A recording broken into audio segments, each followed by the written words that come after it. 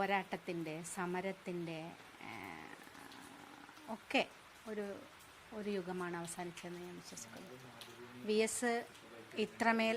S എന്ന രണ്ടക്ഷരം ഇത്രമേൽ ജനഹൃദയങ്ങളിൽ സ്ഥാനം പിടിച്ചത് അത് തീർച്ചയായിട്ടും ജനങ്ങൾക്ക് വേണ്ടി വിട്ടുവീഴ്ചയില്ലാതെ നിലകൊണ്ട ഒരു സമരത്തിൻ്റെ പേരാണ് വി എസ്.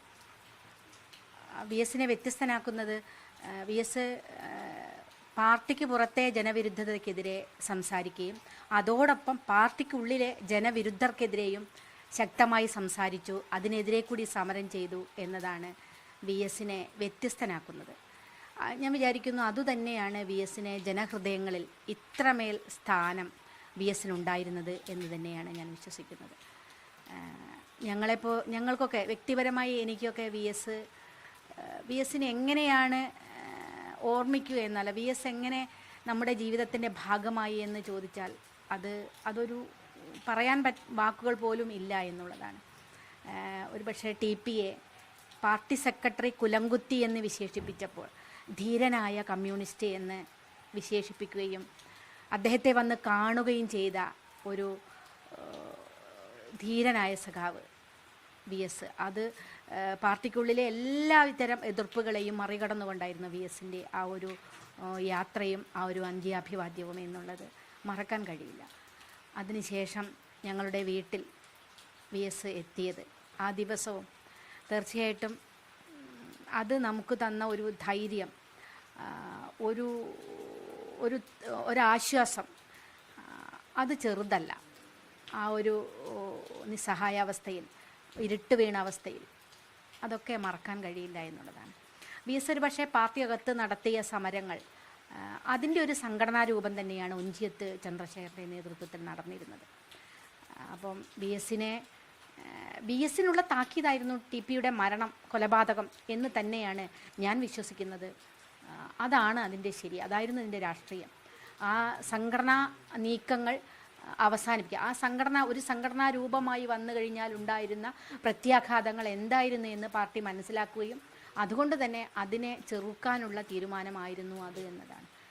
വി എസ് അതെല്ലാം നിശബ്ദമായി അതിനെതിരെ സംസാരിക്കുകയും അതൊക്കെ കേട്ടുകൊണ്ടേയിരിക്കുകയും ചെയ്തിരുന്നു. അവസാനം വരെ ഞങ്ങളോടൊപ്പം നിന്നു എന്നുള്ളതും മറക്കാൻ കഴിയാത്ത അനുഭവമാണ്. തീർച്ചയായിട്ടും അത് ഈ ഒരു വിപ്ലവോജ്വലമായ ആ ഒരു സമരധന്യ ജീവിതം പൂർണ്ണ വിരാമമാവുകയാണ്. ഹൃദയത്തിൽ നിന്നും അന്ത്യാഭിവാദ്യങ്ങൾ എന്ന് മാത്രമേ ഇപ്പോൾ പറയാം. വ്യക്തിപരമായി കൂടി താങ്കൾക്ക് അടുപ്പമുള്ള നേതാവാണല്ലോ. കാരണം ഏറെ പ്രതിസന്ധിയുള്ളൊരു സമയത്താണ് വി എസ് ഇവിടത്തേക്ക് വരുന്നത്, നിങ്ങൾക്കൊരാശ്വാസമായി എത്തുന്നത്. അപ്പം വ്യക്തിപരമായി കൂടിയുള്ള ഒരു ബന്ധം. അതെ, ഞാനതാ പറഞ്ഞത്, അത് മറക്കാനാവാത്തൊരനുഭവമാണ്. ഒരു പക്ഷേ തീർത്തും ഒറ്റപ്പെട്ടു പോയ, ചുറ്റും ഇരുട്ട് മാത്രമേ ഉണ്ടായിരുന്നുള്ളൂ ഞങ്ങൾക്ക് ചുറ്റും. ആ സമയത്താണ് വി എസിൻ്റെ വീട്ടിലേക്കുള്ള വരവ്, വി എസിനെ ചേർത്ത് നിർത്തിയത്. ശരിക്കും TP ശരിയാണ് എന്ന് വി എസിൻ്റെ വരവോടുകൂടി തെളിഞ്ഞു എന്നതാണ്. വി എസിൻ്റെ സംസാരത്തോടുകൂടി, വി എസ് ചന്ദ്രശേഖരനെ കാണാൻ വന്നതോടുകൂടി TP ശരിയാണ്, അതാണ് അതിൻ്റെ ഒരു വലിയ ആശ്വാസമായിട്ട് ഞങ്ങൾക്ക് അന്ന് അത് മറക്കാൻ കഴിയില്ല. അതൊരു ജീവിതത്തിലെ ഒരിക്കലും നമുക്ക് മറക്കാനാവാത്ത, വ്യക്തിപരമായും രാഷ്ട്രീയമായും എല്ലാ അർത്ഥത്തിലും ആ ഒരു വരവ് വലിയ ഒരു കോളിളക്കമായിരുന്നു. കേരളത്തിലെ രാഷ്ട്രീയത്തിൽ തന്നെ അതൊരു കോളിളക്കം സൃഷ്ടിച്ചു എന്നാണ്. പ്രത്യേകിച്ചും തിരഞ്ഞെടുത്ത ദിവസം ഉൾപ്പെടെ അതും ഒരു സമരമായിരുന്നു വി എസിൻ്റെ. ഞാനതാ വിചാരിക്കുന്നത്, ഒരു ഇലക്ഷൻ ദിവസം അത് തിരഞ്ഞെടുക്കണമെങ്കിൽ അതും ഒരു സമരം, ആർക്കൊക്കെയോ ഉള്ള ചില താക്കീതുകൾ, മുന്നറിയിപ്പുകൾ കൂടിയായിരുന്നു അത് എന്നതാണ്. ഇപ്പോൾ വി എസ് പാർട്ടിക്കകത്ത് മുന്നോട്ട് വെച്ച സമരം ഒരുപക്ഷെ പുറത്ത് അത് ഏറ്റെടുത്ത് നടത്തിയത് RMP ആയിരുന്നല്ലോ. അപ്പോൾ അതിൻ്റെ ഒരു തുടർ കണക്ഷൻ എങ്ങനെയായിരുന്നു? അതെ, അതാണ് ഞാൻ പറഞ്ഞത്. ഇപ്പോൾ വി എസ് പാർട്ടിയകത്ത് നടത്തിയ രാഷ്ട്രീയ സമരങ്ങൾ, നയവ്യതിയാനങ്ങൾ, പാർട്ടിയുടെ നയവ്യതിയാനങ്ങൾക്കെതിരെ അദ്ദേഹം നടത്തിയ സമരങ്ങൾ ആ പാർട്ടിക്കകത്ത് നിന്നുകൊണ്ടാണ്. പാർട്ടി വിട്ട് വി എസ് പുറത്ത് വന്നിരുന്നില്ല. പാർട്ടി അകത്ത് നിന്ന് തിരുത്താമെന്ന് തന്നെയാണ് വി എസ് പ്രതീക്ഷിച്ചിരുന്നത്. പക്ഷേ ഞങ്ങൾക്കത് നടക്കില്ല എന്ന് ബോധ്യമായപ്പോഴാണ് ഞങ്ങൾ പുറത്ത് വന്ന് രാഷ്ട്രീയ സമരങ്ങൾ നടത്തിയത്. അതിൻ്റെ ഒരു സംഘടനാ രൂപമാണ് ഒഞ്ചിയത്തുണ്ടായിരുന്നത് എന്നാണ് ഞാൻ വിശ്വസിക്കുന്നത്. അങ്ങനെ അതാണ് എൻ്റെ രാഷ്ട്രീയ ശരി എന്നാണ് എൻ്റെ ഒരു വിലയിരുത്തൽ. വി എസ് ഒരു ഘട്ടത്തിൽ പാർട്ടിക്കകത്ത് ആണെങ്കിൽ പോലും ഒരു ഘട്ടത്തിൽ നിങ്ങൾ കൂടെ വരുന്നു, അങ്ങനെയൊക്കെ ഒരു തോന്നലൊക്കെ ഉണ്ടായിരുന്നല്ലോ. അങ്ങനെ പ്രതീക്ഷിച്ചിരുന്നു ആ സമയത്ത്?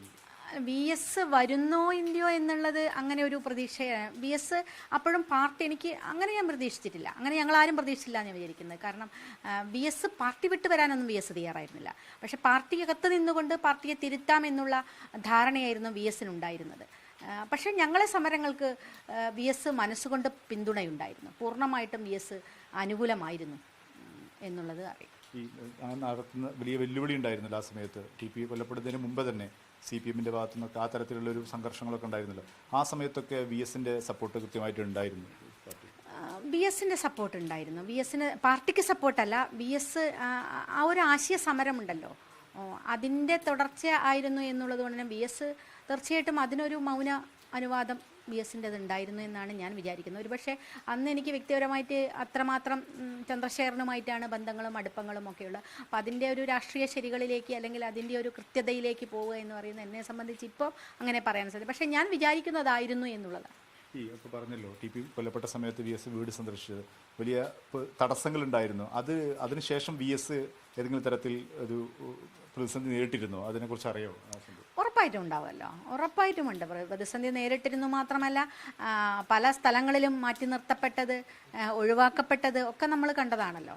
VSനെ പിന്നീട് എവിടെയാണ് ഉയരങ്ങളിലേക്ക് കൊണ്ടുവരാൻ വേണ്ടി സാധിച്ചത്, അല്ലെങ്കിൽ പാർട്ടിയുടെ ഏറ്റവും ശക്തനായ നേതാവാക്കിയിട്ട് VSനെ പ്രകീർത്തിക്കാൻ ഏത് സമയത്താണ് പാർട്ടിയുണ്ട്? ഇപ്പം എല്ലാ പാർട്ടി നേതാക്കന്മാരും വലിയ തോതിൽ സംസാരിക്കുന്നുണ്ട്. പക്ഷേ VSൻ്റെ പോരാട്ടത്തെ, VSൻ്റെ രാഷ്ട്രീയത്തെ, VSൻ്റെ ആ ഒരു സമര ജീവിതത്തെ ഒക്കെ ഈ പാർട്ടിയിലെ നേതാക്കന്മാർ ഇല്ലാതാക്കി എന്ന് തന്നെ പറയാൻ കഴിയും, അവരെത്ര അനുസ്മരിക്കാൻ ശ്രമിച്ചാലും. ഈ സംഘടനാപരമായിട്ട് വലിയ വെല്ലുവിളിയാണ്, അല്ലെങ്കിൽ വലിയൊരു എടുത്തിയാട്ടമാണ് അന്ന് VS നടത്തിയത്. ആശയപരമായി ഒപ്പം ഉണ്ടെങ്കിൽ പോലും അന്ന് വീട്ടിൽ വന്നു എന്നുള്ളത്.